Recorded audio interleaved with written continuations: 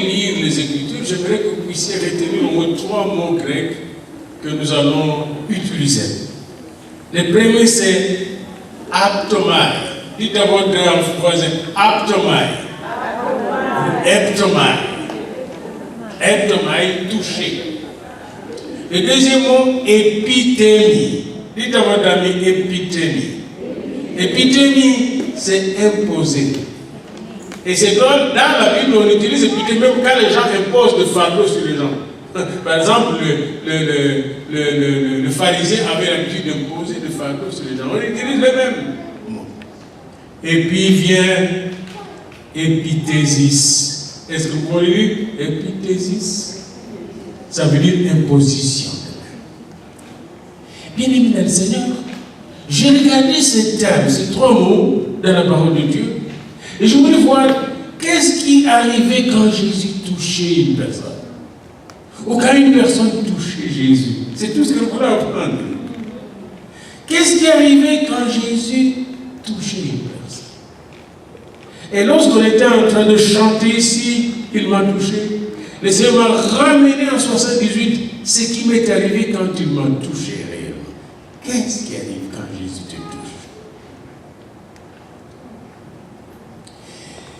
Savez-vous, les gens qui venaient écouter Jésus aimaient bien l'écouter. Mais ils aimaient plus que Jésus les touche. Amen. Et moi, aujourd'hui, j'aimerais que Jésus puisse nous toucher. Je vais vous donner juste quelques textes là-dessus. D'abord sur toucher et ensuite imposer les mains. Et puis, je vous montrerai comment Jésus nous a recommandé de poser les mains. Et quand Pierre imposait les mains, qu'est-ce qui se passait? Quand Paul imposait les mains, qu'est-ce qui se passait? Et aujourd'hui, nous voulons d'abord commencer par imposer les mains sur nos enfants, nos jeunes, avant leur retour à l'école. On va leur imposer les mains parce qu'aujourd'hui, ils sont un continent. Et ensuite, imposer aussi les mains sur ceux qui demanderaient. D'abord, qu'est-ce qui est arrivé quand Jésus touchait? Je vous invite à venir avec moi dans Matthieu 8. Jésus fut descendu de la montagne, une grande foule le suivit. Lorsque Jésus fut descendu de la montagne, une grande foule, après le sermon sur la montagne, là il a fait un grand discours sur le royaume de Dieu. Et là, Jésus descend de la montagne. Moi, je vois comme Dieu lui-même qui descend. C'est comme quand Dieu est descendu vers les enfants d'Israël en Égypte à travers Moïse. Il a dit, j'ai entendu, j'ai vu leur souffrance, maintenant je descends. Et là, Jésus a parlé du royaume. Mais après, il descend. Pour moi, cette descente est aussi à la fois spirituelle et psychologique. Jésus descend de son piédestal. Il était haut dans le royaume. Il a stipulé le loi pour être heureux, pour entrer le bonheur, pour être fils du royaume, être parfait, comme votre Père Céleste est parfait. Le dernier verset de Matthieu 5. Mais là, Jésus descend là. Il descend à la réalité de l'homme et de la femme. Il descend. Il a parlé du royaume. Mais qui a compris cela jusqu'à présent? Il descend. Alors il descend. Et qu'est-ce qu'il vient faire? Verset 2. Un lépreux. Et le lépreux nous représente tous. Quelqu'un d'impur. Un lépreux s'étant approché de celui qui est descendu du ciel. De celui qui est descendu de la montagne. Voyez-vous? Jésus ne reste pas dans sa chambre haute. Il ne reste pas dans son ciel. Il ne reste pas dans ses pensées du royaume. Il descend vers vous. Il descend vers moi. Et il voit. Un lépreux le voit. Un lépreux, en ce moment-là, était un exclu et un rejeté de la société. Qu'est-ce que le lépreux fait? Le lépreux s'approche de Jésus. Alléluia. Le lépreux n'a pas peur de s'approcher de Jésus. Il a peur de s'approcher des pharisiens. Il a peur de s'approcher des souverains sacrificateurs. Mais pas peur de s'approcher de Jésus. Et je pense qu'aujourd'hui encore, mes bien-aimés, vous n'avez pas peur de vous approcher de Jésus. Il y a même des gens qui ont peur de s'approcher de médecins. Savez-vous que dernièrement, je suivais c'est quoi là, Family Food. Et bien, une question qu'on a posée dans Family Food, qu'est-ce que le chat a peur? Il se plaint de quoi? Il a dit, le chat a peur du vétérinaire. Il a peur de s'approcher du vétérinaire. Et moi, j'avais peur de médecins quand j'étais enfant. Vous savez pourquoi? Ils nous injectaient toujours. Chaque fois qu'on allait chez lui, injection. Vraiment, dans notre temps, tout passait par l'injection. Fièvre, injection. Montre, injection. Alors j'avais peur. Mais Jésus ne donne pas d'injection. J'aimais que mon père priait pour moi, que je fus guéri sans l'injection du médecin. Le lépreux s'approcha donc de Jésus et se prosternant. Moi je le vois, il s'approche de Jésus, il se prosterne devant Jésus. Et il dit, il fait trois choses. Il s'approche, il faut s'approcher de lui. Il se prosterne, il adore comme il accepte comme Seigneur. Et il dit son problème. Seigneur, si tu veux, tu peux me rendre pur. Et Jésus, qu'est-ce qu'il fit? Il étendit la main, le toucha.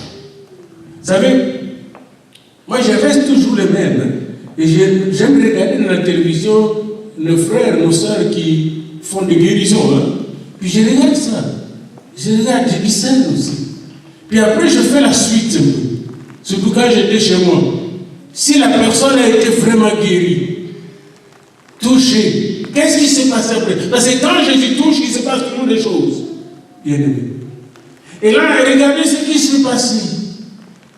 Jésus étendit la main, le toucha et dit, je veux, sois pur.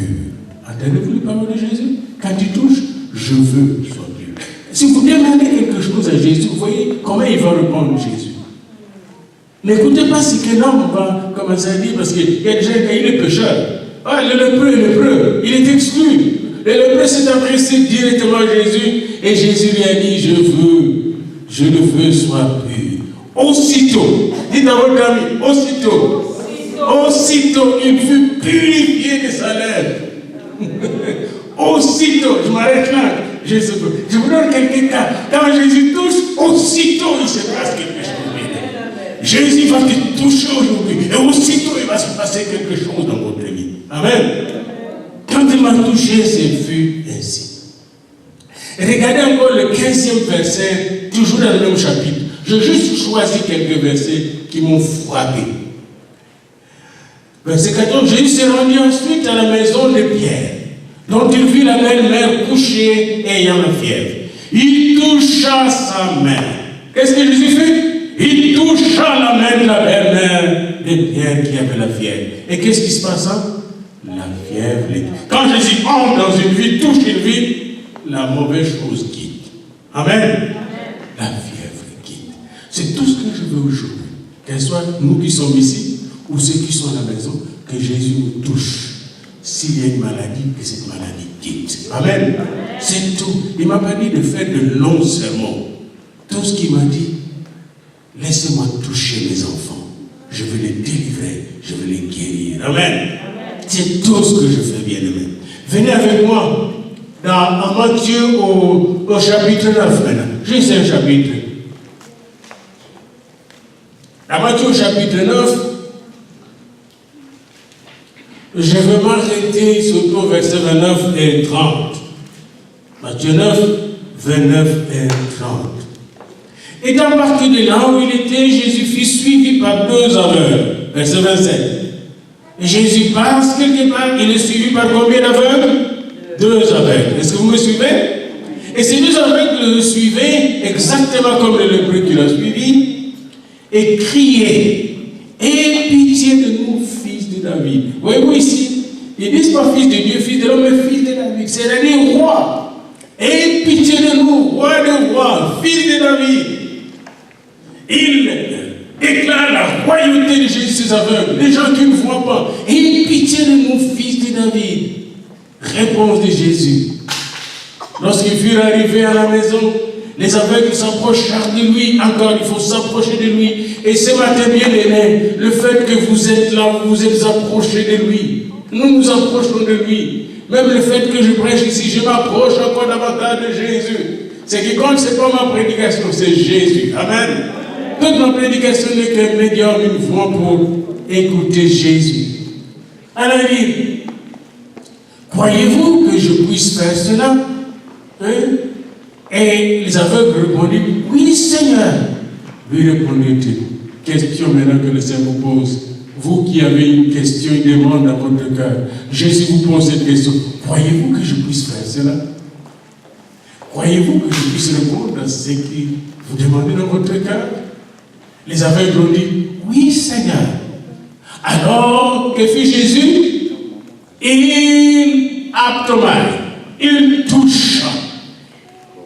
Il toucha leurs yeux en disant qu'il vous soit fait selon votre foi. Et leurs yeux, je n'entends rien, et leurs yeux, bien-aimés, quand Jésus touche les yeux des aveugles, les aveugles voient, les yeux s'ouvrent. Et Jésus veut te toucher pour t'ouvrir les yeux aujourd'hui.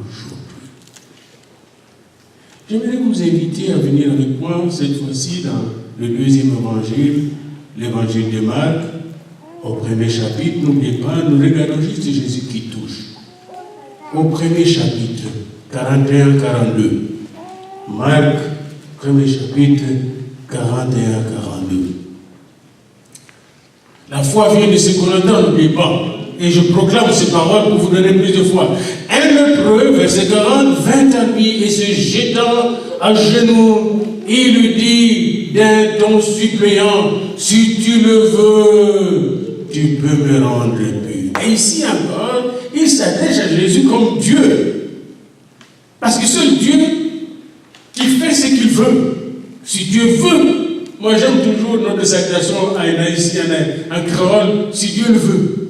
Tout Israël est bon haïtien croyant, si Dieu le veut. Est-ce que demain on va se voir? Dieu voulant. Si Dieu le veut.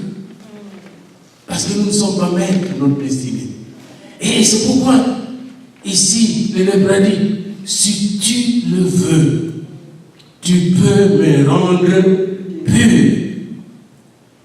Est-ce que c'est votre demande aujourd'hui? Jésus est mu de compassion.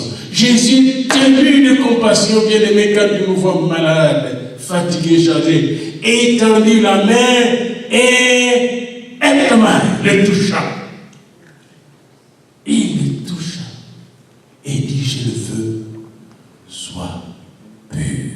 Résultat, aussitôt. Dis dans votre langue, aussitôt. C'est la même chose, je dis aussi, j'aime toujours le mot aussitôt dans l'évangile. Aussitôt, tout de suite, bien-aimé. Si c'est la même Jésus, c'est pourquoi je vous dis, même quand vous regardez la télévision, quand vous priez vous-même, si Jésus est vraiment dans l'affaire, ça sera aussitôt. Jésus là, il est monsieur aussitôt. Le sauveur aussitôt. Jésus bien-aimé est Dieu. Il ne fait pas les choses comme nous les hommes. Il dit bien dans la parole de Dieu, le Seigneur Dieu, mes pensées ne sont pas vos pensées, mes voix ne sont. Souvent, nous réfléchissons sur Dieu comme s'il était un homme. C'est ce qu'on appelle l'anthropomorphisation de Dieu. Dieu n'est pas un homme. Dieu peut agir au-delà de toutes les lois que la science a montrées. Quand il dit un mot la chose, s'accomplit aussitôt. Savez-vous que même de Joseph, ils ont fait de grandes choses parce qu'ils ont compté sur Dieu. Moïse, la même chose. Élie, Élisée, tout Esther, les gens de la Bible. Et aujourd'hui, j'aimerais que vous puissiez compter sur lui. Il va vous toucher et aussitôt, il va se passer des choses dans votre vie. Amen. Amen. Est-ce que vous me suivez, bien-aimés? Venez avec moi dans Marc 7. Marc 7, 32 à 35. N'oubliez pas, lève ton mal. Marc 7, 32 à 35. Jésus quitta le territoire de Tyr et revint par Sidon vers la mer de Galilée en traversant le pays de la Décapole, verset 31. On lui emmena un sourd qui avait de la difficulté à parler. Qu'est-ce qu'on lui amena? Un sourd qui avait la difficulté à parler. Et on le pria de lui imposer les mains. Les autres ont utilisé ici épithémie. Imposez-lui les mains, s'il te plaît. Voyez-vous, est-ce que vous êtes ici en demandant pour demander à Jésus de vous imposer les mains? Moi, c'est tout ce que je lui demande toute cette semaine. Seigneur Jésus, impose-moi tes mains. Alléluia. Hein? Allez, venez poser les mains sur ses sauts, s'il te plaît. Il est pris à part. Jésus l'a pris à part, loin de la foule, parce que la foule était très agitée. Lui mit les doigts dans les oreilles et lui toucha la langue avec sa propre salive. Puis, levant les yeux au ciel, il soupira et dit, Ephrata, Ephrata. C'est-à-dire, ouvre-toi. Et regardez le verset qui suit, verset 35, ça commence par quel mot? Aussitôt. Ah, vous avez compris. Aussitôt, ses oreilles s'ouvrirent, sa langue s'éteignit et il parla. Il parla comment? Il parla comment? Si Jésus te guérit ta langue, te sauve, tu seras très bien. Amen. Tout va se passer très bien aujourd'hui. Amen. C'est ce qui m'a convaincu en lisant sa parole, car la foi vient de ce qu'on attend. Ce qu'on attend vient de la parole. Un dernier verset sur touché, il y en a plein. Venez avec moi dans Luc 7. Je vous ai juste recensé quelques versets, mais il y en a plein. Luc 7, verset 14. Luc 7, verset 14.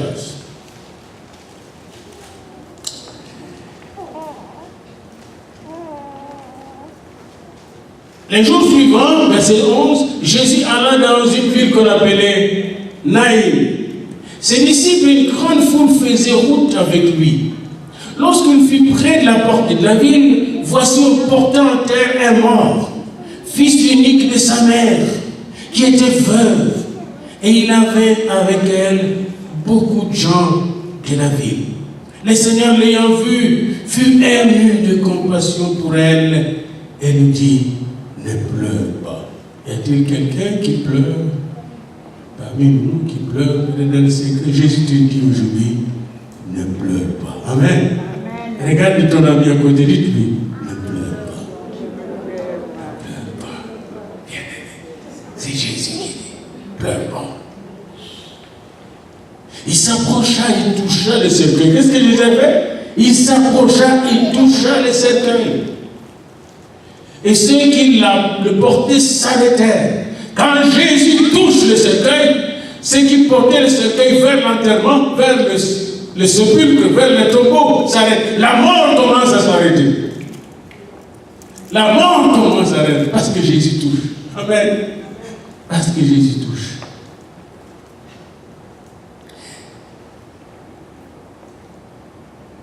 Jésus s'approcha et toucha le cercueil. Ceux qu'il portait s'arrêtait et il dit, jeune homme, je te dis, lève-toi. Et quand il fut mort, il s'assit, il s'est mis à parler. Jésus le rendit à sa mère. Ça, c'est quand Jésus touchait. Maintenant, regardons un peu Jésus en train d'imposer le main. Qu'est-ce qui se passe quand Jésus impose les mains? Venez avec moi dans Luc 4 au verset 40. Luc 4, verset 40. Quand Jésus impose les mains. Luc 4, verset 40. Partons du verset 38, Luc 4. Et n'oubliez pas que Luc 4 commence justement par Jésus qui était rempli du Saint-Esprit. Le premier verset. Jésus est toujours rempli du Saint-Esprit. Et il fait que nous soyons remplis aujourd'hui du Saint-Esprit. Verset 38. En sortant de la synagogue, il s'est rendu à la maison de Simon. La belle-mère de Simon avait une violente fièvre. Et ils prièrent en sa faveur, s'étant penché sur elle, il menaça la fièvre, et la fièvre quitta à l'instant, elle s'éleva et le servit. Ce n'est pas mon verset pour le moment, mais je vais aller dans mon verset. Mais avant cela, je voudrais vous signaler quelque chose. Dans Matthieu, on a dit qu'il a touché. Et ici, Luc donne une précision, Luc le menacé, qui n'a pas seulement touché, il a menacé la fièvre. Autrement dit, quand nous touchons quelqu'un au nom de Jésus, nous pouvons menacer la maladie et qui dérange cette personne. Nous avons le pouvoir de menacer comme Jésus a menacé la fièvre, puis la fièvre est partie. Je voudrais seulement vous montrer qu'il y a en Jésus assez de techniques de prière. Vous voyez? Et Luc, le médecin, essaie de préciser. C'est pourquoi nous n'abandonnons pas quand la fièvre ne s'en va pas, ou la maladie ne n'abandonne pas. Et c'est pour ça qu'il faut coopérer avec Jésus pour bénéficier de la grâce, de la guérison et de l'imposition, par l'imposition de main ou par le toucher. Verset 40.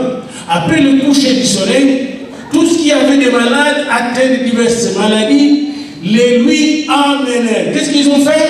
Tous qui avaient des maladies, atteints de combien de maladies? De diverses maladies. Amenèrent tous ces malades à qui? À Jésus. Et qu'est-ce que Jésus fait? Il imposa le main. Oh, que j'aime donc ça. À chacun d'eux. Virgule. Il imposa le main à chacun d'eux. Virgule. Qu'est-ce qui se fait après la virgule? Ah, il faut aller. Et il les guérit. Point. Vous voyez ça? Le point ne vient qu'après la guérison. Quand Jésus te pose les mains, virgule. Amen. Le point ne vient qu'après la guérison. Quand Jésus te pose les mains, qu'est-ce qu'il fait? Virgule. Et puis, tu es guéri. Aujourd'hui, bien-aimé. Bien-aimé. Toute cette semaine, moi, je faisais aussi. Et petit beaucoup, j'ai appris. Jésus me pose les mains. Le monde de Jésus me pose les mains. Alléluia. Virgule. Je commence à bien marcher. Bien-aimé, quand Jésus est parti au ciel, il est parti les mains levées comme ça, comme nous le lisons dans Luc 24. Et il n'a pas amené avec lui les positions de main.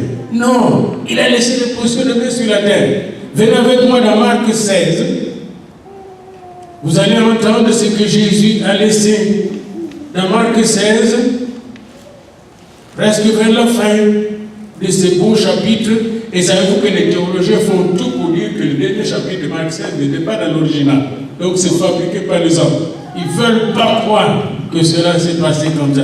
Jésus a dit ceci. Ils imposeront, verset 18, la dernière ligne, ils imposeront les mains aux malades et les malades seront guéris. Voici les miracles qui accompagneront les apôtres. C'est ce qu'il dit là? Non, hein? Vous ne lisez pas avec moi? Voici les miracles qui accompagneront les grands prophètes. Non? Voici les miracles qui accompagneront les pasteurs. Oh! Voici les miracles qui accompagneront les diacres, les anciens de l'Église, les pasteurs certifiés. Oh! Qu'est-ce qu'il dit là? Voici les miracles qui accompagneront les chrétiens baptistes, pentecôtistes, anglicans, catholiques. Non, voici les miracles qui accompagneront ceux qui auront cru. Avez-vous cru, mes bien-aimés? Avez-vous la foi qui est un don de Dieu? Voici les miracles qui accompagneront les saints qui ont cru. Et ils imposeront les mains aux malades. Autrement dit, vous pouvez poser les mains aux malades. L'essentiel, c'est de croire. Amen. Il a rendu si simple. Ils imposeront les mains aux malades. Puis je vais vous donner quelques exemples. Je commence par Acte 8, 17. Celui qui faisait les guérisons dans Acte 8, c'était Jacques. Puis les apôtres sont venus pour imposer les mains. Et quand ils ont imposé les mains, le Saint-Esprit était donné aux gens. Puis je vais dans Acte 9. Dans Acte 9, Saul de Tarse vient de se convertir, vient d'être touché plutôt par le Seigneur. Et il doit être totalement délivré parce qu'il est maintenant aveugle, il ne voit plus. Et on va faire appel à Ananias. Ananias, quand on lui dit par le Saint-Esprit, va t'occuper de Paul, il est dans telle place. Et Saul dit, je peux parler. Il est dangereux celui-là. Et ça me rappelle toujours quelque chose que j'ai vécu au Togo à Lomé en 88 ou 87. Le Seigneur m'a envoyé pour aller prier pour quelqu'un qui était vraiment dans l'ésotérisme. Puis des chrétiens sont venus me dire, ne va pas dans cette maison, c'est dangereux. Moi je dis, si c'est vraiment dangereux, j'irai. Et c'est là que j'ai vécu de belles choses. Amen. Le Seigneur aime aller vers les gens qui sont dangereux. Ananias est allé, il a imposé la main sur Paul. Et Paul était totalement délivré et a reçu le Saint-Esprit et était baptisé dans l'eau. Amen. Nous voyons ça, l'imposition de main. Puis, j'aimerais terminer avec vous dans Acte 28. Venez avec moi dans Acte 28. Il y a quelque chose qui se passe dans Acte 28 qui m'intéresse ce matin parce que nous voulons maintenant avoir le temps de prier avec l'imposition de main. Je libère mon temps pour prier. Seigneur, merci pour le temps que tu me donnes de prier en imposant la main. Puis si les collègues qui sont avec nous, Monique, Michel veulent imposer les mains avec moi, ce serait bien. Parce que nous voulons imposer les mains à plus de gens. Et nous savons que certains seront guéris, d'autres vont recevoir le baptême du Saint-Esprit, d'autres seront délivrés au nom de Jésus. Alléluia. Dans Acte 28, il se passe quelque chose, bien aimé. Paul vient d'échouer dans une île. Ils ont manqué la mort. Les bateaux étaient secoués par la tempête, comme nous l'avons un peu chanté ici. Les maîtres les ont sauvés. Et alors Paul arrive dans cette île, il se chauffe au feu avec les autres, il en ramasse quelques branchages, lui aussi, pour mettre le feu là. Et là, la vipère s'accroche à la main de son détente, et tout le monde dit, oh, c'était un malfaiteur celui-là. Il a échappé en prison là-bas, il a échappé à la mort au bateau, mais Satan, Dieu est en train de le punir plutôt. Et là, les serpents le tiennent. Mais Paul, qu'est-ce qu'il fait? Il secoue l'animal dans le feu. Il secoue l'animal dans le feu. Quand Satan vient vouloir te utiliser, qu'est-ce qu'il faut faire? Secouer-le dans le feu de Dieu. Amen. Paul le secoue dans le feu. Secouez, c'est lui qui veut vous mordre. Secouez, c'est lui qui vous attaque. Dans le feu de Dieu. Amen. C'est métaphorique, c'est symbolique, bien aimé. Secouez. Dites à votre ami, secouez. Secouez. Tu es mordu par de mauvaises pensées qui t'attaquent. Secouez. Tu es attaqué. Secouez dans le feu. Dites à votre ami, secouez. Et après l'avoir secoué dans le feu, tout le monde regardait, attendait que Paul meure. 2 minutes, 20 minutes, 30 minutes, il était toujours vivant. Et là, ils ont changé leur vision, ils ont dit, oh, c'était Dieu. Ils ont changé, c'était Dieu. Et il y avait dans les environs de là où était Paul, des terres appartenant au principal personnage de l'île, un propriétaire foncier, il s'appelait Publius. Et il reçut et logea dans sa maison pendant 3 jours de manière la plus amicale. Le père de Publius, qui avait accueilli Paul avec ses amis, son père était malade au lit, malade de la fièvre de la dysenterie. Vous connaissez la dysenterie, hein? Tu peux mourir, il y a une dysenterie parfois qu'ils ont très avec du sang. Et Paul s'étant rendu vers lui, pria, verset 8, et qu'est-ce qu'il fait? Il pria, et qu'est-ce qu'il fait encore? Il lui imposa le main, virgule. Vous avez vu ça? Il lui imposa le main, virgule. Après la virgule, qu'est-ce qu'il y a dedans? Et conjonction, et guéri. Et les guérit. On dit Paul lui imposa la main, virgule, et les guérit. L'histoire ne s'arrête pas là. C'est pourquoi je veux continuer cette histoire.